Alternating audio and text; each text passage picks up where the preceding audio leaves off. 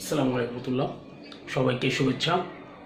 রসায়ন এসএসসি রসায়ন তৃতীয় অধ্যায় পদার্থের গঠনের তৃতীয় নাম্বার পর্ব ইলেকট্রন বিন্যাসে সবাইকে স্বাগত।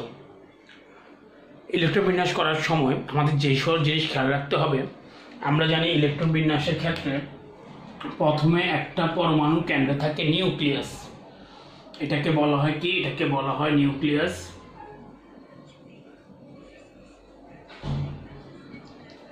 ঠিক আছে, এরপরে এই নিউক্লিয়াসের চারপাশে বোরের মডেল অনুসারে থাকে কক্ষপথ। এটা হচ্ছে প্রথম কক্ষপথ, এটা হচ্ছে দ্বিতীয় কক্ষপথ, এটা হচ্ছে তৃতীয় কক্ষপথ, এটা হচ্ছে চতুর্থ কক্ষপথ, এটা হচ্ছে পঞ্চম কক্ষপথ।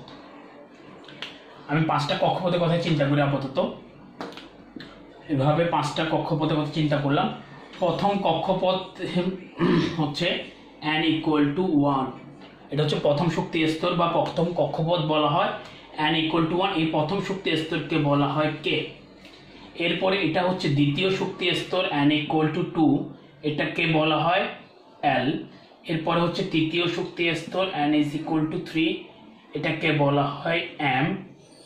এরপরে এটা হচ্ছে চতুর্থ শক্তি স্তর, এটাকে বলা হয় N। এরপরে এটা হচ্ছে পঞ্চম শক্তি স্তর, তার মানে n = 5। এটার মান হচ্ছে কত? এটাকে বলা হয় P। এগুলো প্রত্যেকটা শক্তি স্তরের কি নাম। ঠিক আছে, তাহলে মানে প্রথম শক্তি স্তরকে কে, শক্তি স্তরকে বলা হবে L, M, N, O। এরপরটা যদি বলি, এরপরটা হচ্ছে এটা O হবে। এরপরটা হচ্ছে কি P। এরপর আমি আরেকটা শক্তি স্তর যদি আঁকি, ওইটা কি হবে? ওইটা হবে P। এটা হচ্ছে P নাম্বার শক্তি স্তর। n = 6 হলে তখন সেটাকে কি বলা হবে? P নাম্বার শক্তি স্তর বলা হয়, বড় হাতের P। অবশ্য প্রত্যেকটা লেটারই বড় হাতের। এখন প্রত্যেকটা শক্তি স্তরের মধ্যে আবার উপশক্তি স্তর থাকে। প্রত্যেকটা শক্তি স্তরের মধ্যে কি থাকবে? আমার উপশক্তি স্তর থাকবে।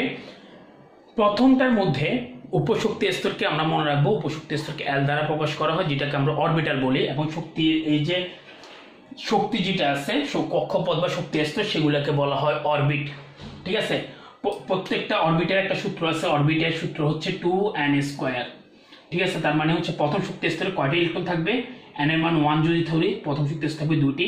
দ্বিতীয় শক্তি স্তরে n এর মান আমি যদি 2 যদি ধরি, দ্বিতীয় শক্তি স্তর থাকবে 8টি। তৃতীয় শক্তি স্তরে n এর মান 3 ধরে থাকবে 18টি।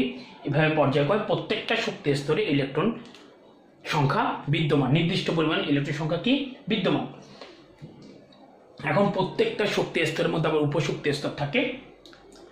প্রথম শক্তি স্তরে আমি যদি L এর মান যদি বের করতে যদি যাই, L এর মান বের করার সূত্র হচ্ছে n-1। তাহলে প্রথম শক্তি স্তরে n এর মান কত? 1 - 1। দ্যাট মিনস L এর মান কত আসতেছে? 0। ঠিক আছে, তার মানে প্রথম শক্তি স্তরে L এর মান হচ্ছে 0। দ্যাট মিনস এই শূন্যটা হচ্ছে s অরবিটাল। ঠিক আছে, তাহলে s অরবিটালের মান কত? s অরবিটালের মান হচ্ছে 0। ঠিক আছে, তার মানে প্রথম শক্তি স্তরে শুধুমাত্র একটা বৈদ্যমান, সেটা হচ্ছে কত? 0।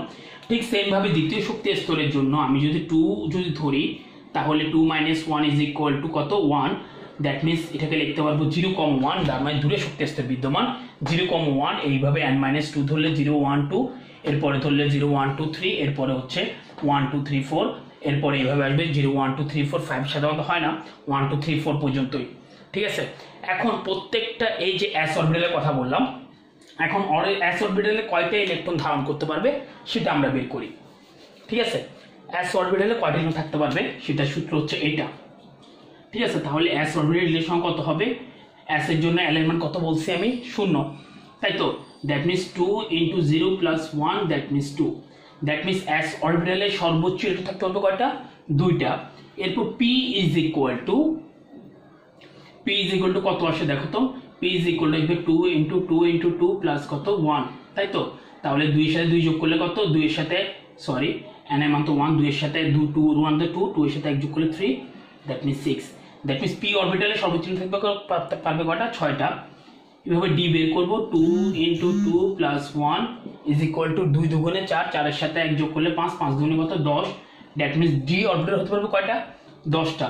ঠিক আছে, ডি এর পরে কত এফ অরবিটাল 2 × 3 + 1 দ্যাট মিন্স 3 দুগুণে 6 7 7 দুগুণে কত 14 দ্যাট মিন্স এফ অরবিটালের সর্বোচ্চ থাকতে হবে 14টা ইলেকট্রন।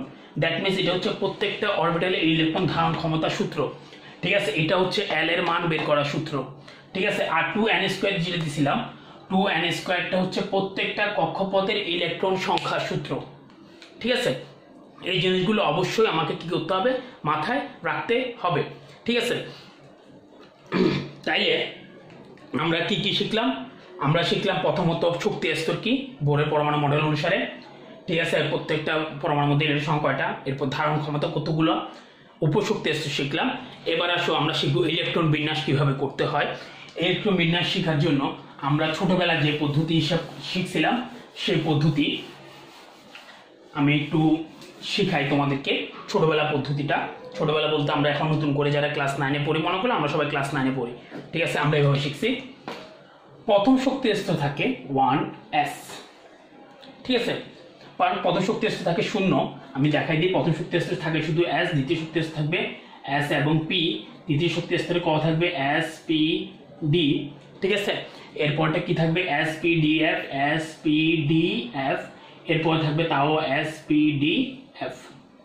আসো, তার মানে 1s, এরপরে হবে 2s 2p, 3s 3p 3d, 4s 4p 4d 4f, এরপর হচ্ছে 5s 5p 5d 5f, 6x 6p 6d 6f, ঠিক সেমভাবে 7f 7p 8s, ঠিক আছে। এবার আমি ঠিক উপর থেকে নিচের দিকে কি টানবো, তীর চিহ্ন টানবো। এই দেখো, সরি, ঠিক আছে, এটা ঠিক কোণাকুণি ভাবে টানতে হবে, ঠিক আছে। তাইলে আমার কোণাকুণি ভাবে টানা হয়েছে, ঠিক আছে। এখন আমি লিখবো, দেখো ইলেকট্রন সবার আগে প্রবেশ করবে 1s এ, তারপরে হচ্ছে 2s, এখানে তো আর নামার কোনো জায়গা নেই, আবার এখান থেকে শুরু হবে 2p 3s, আবার উপর থেকে 3p 4s, এরপর হচ্ছে 3d, এরপরে কত 4p, এরপরে কত 5s, এরপরে কত 4d, এরপর হচ্ছে কত 5p, এরপরে কত 6s, এইভাবে ঠিক এইভাবে আমরা কি করব, লিখে যাব, ক্লিয়ার। তাহলে এটা হচ্ছে আমাদের ইলেকট্রন বিন্যাস। ইলেকট্রন তাহলে আগে 1s এ প্রবেশ করবে, তারপর 2s, তারপর 2p, তারপর 3s 3p 3d, সরি হ্যাঁ 2p, তারপর 3s 3p 4s 3d 4p 5s 4d 5p 6s, ঠিক আছে। এখন কিছু কথা মাথায় আসতে পারে, সেটা হচ্ছে স্যার প্রথম শক্তি স্তরে p অরবিটাল নাই কেন, দ্বিতীয় শক্তি স্তরে আবার d অরবিটাল নাই কেন, তৃতীয় শক্তি স্তরে f অরবিটাল নাই কেন, সেগুলো আমার চিন্তা করতে হবে। সেটা আমরা জানার জন্য যদি বলি, প্রথম শক্তি স্তরে s অরবিটাল নাই, p অরবিটাল নাই, কারণ হচ্ছে p অরবিটালের জন্য l এর মান হতে হবে 1, কিন্তু p অরবিটালের জন্য প্রথম শক্তি স্তরে l এর মান শুধুমাত্র 0, 0টা কার মান, 0টা হচ্ছে s এর মান। দ্বিতীয় শক্তি স্তরে l এর মান আসে কত 1, 1 মানে হচ্ছে কি 0 এবং 1, দ্যাট মিন্স 0টা হচ্ছে কার মান, s এর মান, এবং 1টা হচ্ছে কার মান, p এর মান। যেহেতু 2 আসে নাই সূত্র অনুসারে, সেহেতু আমার d অরবিটালের অস্তিত্ব নাই। অনেক সময় পরীক্ষাতে আসতে পারে প্রথম শক্তি স্তরে p অরবিটালের অস্তিত্ব নাই কেন, ঠিক আছে। এখন আমি যদি দেখি ভালো করে, দেখো ইলেকট্রন আগে 4s এ প্রবেশ না করে 3d তে প্রবেশ করলো কেন, সরি 3d তে প্রবেশ না করে 4s এ প্রবেশ করলো কেন। আগে তো আমার গতানুগতিক ভাবে আগে 3s তারপরে 4p হওয়ার কথা ছিল, তাই তো। এখন প্রবেশ না করার পিছনে কারণ হচ্ছে, আমি 4s এর শক্তি হিসাব করি, 4s এর শক্তি মান সূত্র হচ্ছে n প্লাস l, শক্তিমান বের করার সূত্র কি n প্লাস l সমান n এর মান হচ্ছে, এটা হচ্ছে n এবং এটা হচ্ছে l, ঠিক আছে। n এর মান হচ্ছে 4, l এর মান কত 0, কারণ l অরবিটালের মান কত, s এর জন্য 0, দ্যাট মিন্স 4, এবার আমি যদি 5 3D হিসাব যদি করি, 3D হিসাব যদি করি, 3D এর শক্তিমান তাহলে n প্লাস x, সেম সূত্র, n এর মান কত 3 আর d এর মান কত 2, দ্যাট মিনস 5। তার মানে শক্তিমান কার কম, কার 4। যেখানে শক্তির মান কম হবে ইলেকট্রন আগে সেখানে প্রবেশ করবে। ঠিক সেম ভাবে আমি যদি বলি 3p তে আগে প্রবেশ করছে কেন, 4s এ প্রবেশ না করে 3p এর জন্য শক্তিমান বের করি আমি, 3 প্লাস p এর জন্য হচ্ছে 1, দ্যাট মিনস 4। ঠিক আছে, এটাও 4 এটাও 4। এখন দেখো মান যদি সমান যদি হয়, মান দোনোটা কি সমান, মান দোনোটা সমান হলে যেখানে শক্তি স্তর কম সেই শক্তি স্তরে আগে প্রবেশ করে, দ্যাট মিনস যেখানে n এর মান কম সেখানে আগে প্রবেশ করবে। এখানে n এর মান 4 আর এখানে n এর মান কত 3, দ্যাট মিনস কোথায় আগে প্রবেশ করবে 3 তে। এই জন্য 3 হচ্ছে 3p, এই জন্য 3p তে আগে প্রবেশ করবে। এগুলো নোট করে ফেলবা, ঠিক আছে, যেভাবে কথাগুলো বলতেছি এভাবে শুনে শুনে নোট করে ফেলবা, ইনশাআল্লাহ তোমাদের কাজে লাগবে। তাইলে ঠিক সেম ভাবে আমি যদি বলি যে স্যার 4p এবং 3d এর কথা যদি বলি, 4d এবং 5p আসি হিসাব করি, 4d এর মধ্যে শক্তি মান হচ্ছে 4 প্লাস 2, d এর মান তো 2 is equal to 6, 5 plus 1, 5p এর জন্য হচ্ছে 5 প্লাস 1 ইজ ইকুয়াল টু কত 6, দোনোটাই সমান।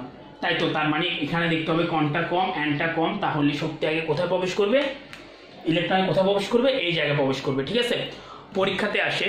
এবার আমি কিছু ইলেকট্রোবিন্যাস দেখাই তোমাদেরকে, দুই একটা ইলেকট্রোবিন্যাস দেখাই তোমাদেরকে আমি, সেটা হচ্ছে পটাশিয়ামের ইলেকট্রোবিন্যাস দেখাই আমি। পটাশিয়াম এর ইলেকট্রোবিন্যাস, পটাশিয়াম আমাদের 19 নম্বরে 1s2 2s2 2p6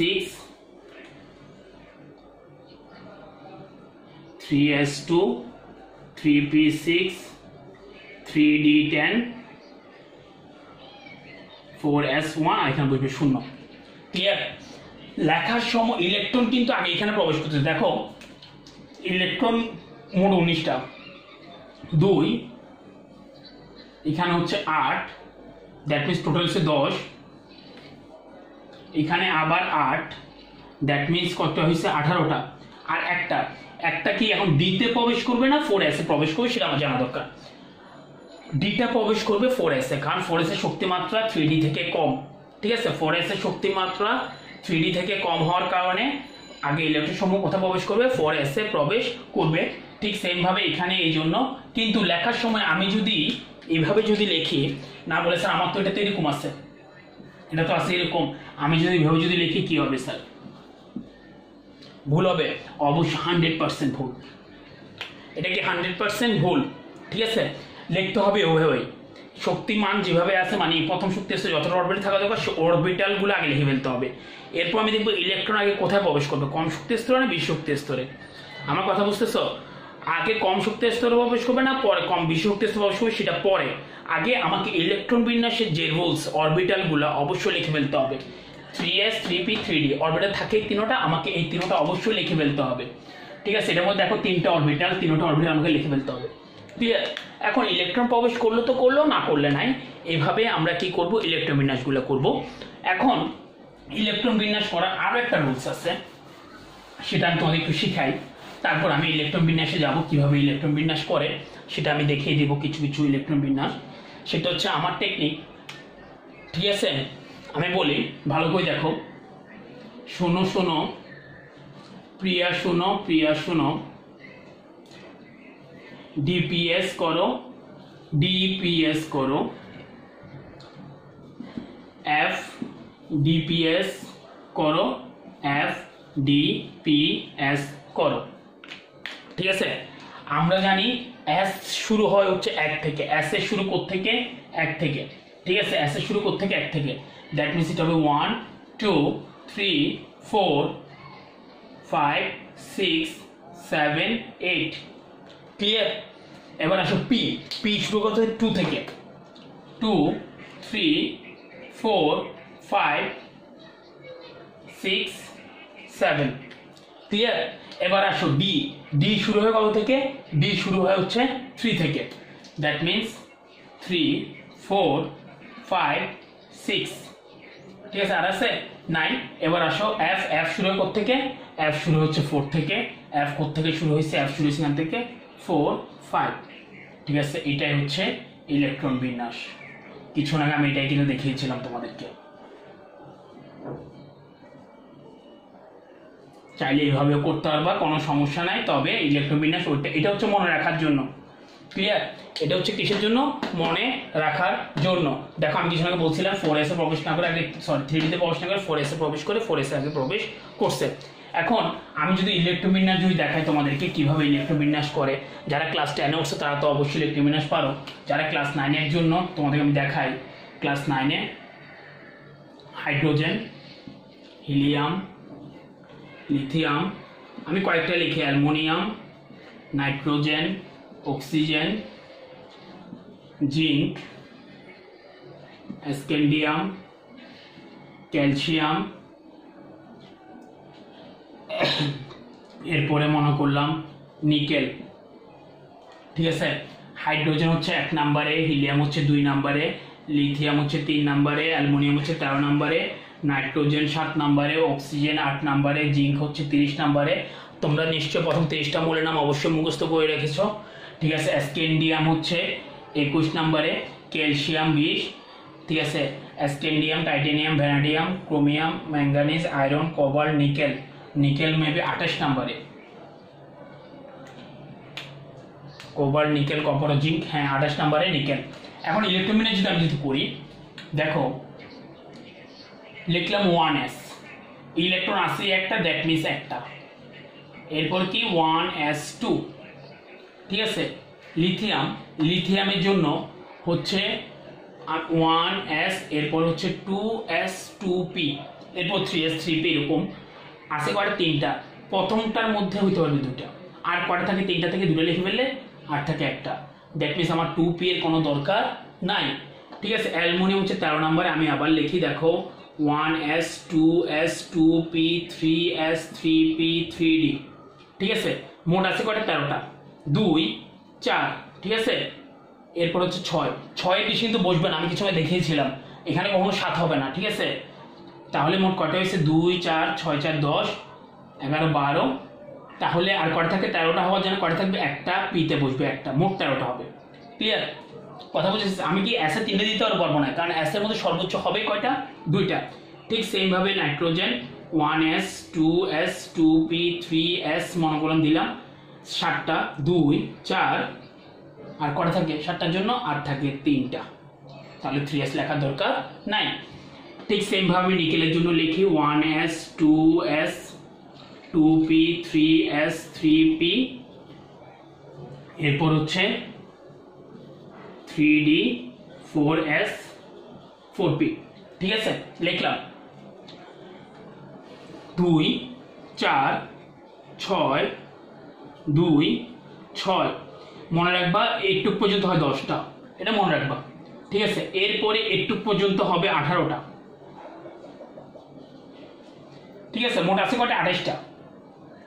ঠিক আছে, এখানে আগে কোথায় প্রবেশ করবে? অ্যাসে। এখন 10টা কিন্তু আমি এখানে সরাসরি দিয়ে দিতে পারবো না, কারণ আমার 18টা হয়ে গেছে না, আর থাকে কয়টা? আর 10টা। 10টা কি ডিতে আগে প্রবেশ করবে না অ্যাসে আগে প্রবেশ করবে? অবশ্যই অ্যাসে। দ্যাট মিনস আগে এখানে 2টা দিয়ে দিব, তাহলে 8 থাকবে কয়টা? 10টা থেকে 2টা চলে গেলে 8 থাকবে হচ্ছে 8টা। দ্যাট মিনস এই জায়গায় হবে আমার 8টা ইলেকট্রন। দ্যাট মিনস আমি চাইলে এখানে আগে 10 দিয়ে ফিল আপ করে দিতে পারবো না। ঠিক আছে, ঠিক সেম ভাবে ক্যালসিয়াম করবা, স্ক্যান্ডিয়াম করবা, জিঙ্কটা আমি দেখাই দিই। জিঙ্ক হচ্ছে কি 1s2 2s2 2p6 3s2 3p6 4s, sorry 3d 4s। আমি বলছিলাম কি এখান থেকে একটু পর্যন্ত কয়টা? 18টা, তাই তো? মোট আছে কয়টা? 30টা। তাহলে আরো থাকে কয়টা? 12টা। 12টার মধ্যে 2টা এখানে দিলাম। ঠিক আছে, আর থাকে কয়টা তাইলে? আর থাকে হচ্ছে 10টাতে, মানে 10টা এখানে হুবহু বসে যাবে, মোট 30টা। কথা বুঝে গেছে? এইভাবে ইলেকট্রন বিন্যাসগুলো 1 থেকে প্রথম 36টা পর্যন্ত ইলেকট্রন বিন্যাস ভালো করে বাসায় চর্চা করবা, তাহলেই পারবা। আদারওয়াইজ ইলেকট্রন বিন্যাসগুলো পারা যাবে না। কথা বুঝে গেছে? এটাই হচ্ছে আমাদের ইলেকট্রন বিন্যাস। এখন ইলেকট্রন বিন্যাসে কিছু ব্যতিক্রম আছে, সেগুলো তোমাদের মনে রাখতে হবে। ঠিক আছে, ইলেকট্রন বিন্যাসের ব্যতিক্রমগুলো কি কি? দেখো, ইলেকট্রন বিন্যাসের ব্যতিক্রম হচ্ছে ক্রোমিয়াম এবং কপার। একদম তোমাদের বইয়ের মধ্যে এই জিনিসটা খুব ভালো করে হাইলাইট করে দেওয়া আছে, ঠিক আছে? ক্রোমিয়াম, কপার, পটাশিয়াম, এই তিনটা জিনিস খুব ভালো করে হাইলাইট করে দেওয়া আছে। পটাশিয়ামের কথা তো বলছি, এখন ক্রোমিয়ামের কথা বলি। ক্রোমিয়াম হচ্ছে 24 নম্বরে 1s2, যেহেতু 24 আমি লিখে ফেলতে পারবো সরাসরি 2s2 2p6 3s2 3p6, মোট কয়টা হয়ে গেছে? 18টা, তাই তো? আর কটা থাকে? 6টা। দেখো 4s2 3d4, ক্লিয়ার? কপার হচ্ছে 29 নম্বরে, 29 নম্বর যদি বলি 1s2 2s2 2p6 3s2 3p6, এরপর হচ্ছে 4s2 3d9। এটা হচ্ছে স্বাভাবিকভাবে ইলেকট্রোবিন্যাস যদি করি, দেখো এখানে মোট 29টা, ঠিক আছে? এখানে হচ্ছে 18টা, 18 সাথে 2 যোগ করলে কত? 20, 20 এর সাথে 9 যোগ করলে কত? 29, ঠিক আছে? এখানে হচ্ছে 11টা, আর এখানে হচ্ছে কয়টা? 6টা, ঠিক আছে? 424, ঠিক আছে? 6 18 যোগ করলে 24, এখানে 29টা। এখন যেটা হচ্ছে মূল বিষয় সেটা হচ্ছে, আমি এমনি মনে রাখার জন্য তোমাদের একটা টেকনিকের কথা বলি। মনে রাখবা ডি অরবিটালে কখনো, শুধু ডি অরবিটালে না, যতগুলো ইলেকট্রন থাকে তার থেকে অর্ধেক বা তার থেকে কম, মানে পূর্ণ বা অর্ধেক হয় না, সরি, পূর্ণ বা অর্ধেকের চাইতে একটা কম কখনো হবে না। দ্যাট মিনস কি, ডি অরবিটালে কখনো, তোমাদের যেহেতু ব্যতিক্রম এই দুটোই আছে, এই দুটোর কথা বলি, ডি অরবিটালে কখনো 4 এবং 9 হবে না। কথা বুঝে গেছে? ডি অরবিটালে কখনো 4 ও 9 হবে না। দ্যাট মিনস আমি যদি দেখি আমার এখানে ডি অরবিটালে কত আছে, আমার এখানে ডি অরবিটাল আছে 4, তাই তো? এই জায়গায় ডি অরবিটালে কত আছে? 9। আমি কি বললাম? ডি অরবিটালে 4 এবং 9 হয় না। কেন হয় না? ইলেকট্রন সমূহ অরবিটালে যখন করে তখন অরবিটালগুলো অর্ধপূর্ণ বা পূর্ণ অবস্থায় সবচেয়ে বেশি সুস্থিতিশীল অবস্থা থাকে। অর্ধপূর্ণ বা পূর্ণ বলতে কি বোঝাচ্ছি আমি? হয়তো বা np3, ঠিক আছে, অথবা nd3, nd5, অথবা nf কত 7, এই অবস্থায় কি থাকে? সুস্থিতিশীল থাকে। অর্ধপূর্ণ অবস্থা কিংবা পূর্ণ অবস্থায় সুস্থিতিশীল থাকে। এই অবস্থাগুলোতে তারা কি থাকে? সুস্থিতিশীল থাকে, ঠিক আছে? এই অবস্থাগুলো তারা কি থাকে? সুস্থিতিশীল থাকে। কিন্তু দেখা গেছে কি, এখন এখানে এটা কিন্তু সুস্থিতিশীল হওয়ার জন্য মাত্র একটা ইলেকট্রন দরকার। কয়টা ইলেকট্রন দরকার? একটা ইলেকট্রন দরকার। তাই ক্রোমিয়ামের ইলেকট্রোবিন্যাস প্রথমটা ঠিক থাকবে, এখানে হবে 3d5 4s1, এখানে হবে কি 3d10 4s2, এটাই হবে ইলেকট্রন বিন্যাস। পুরোটা লিখে দিবা। কথা বোঝা গেছে?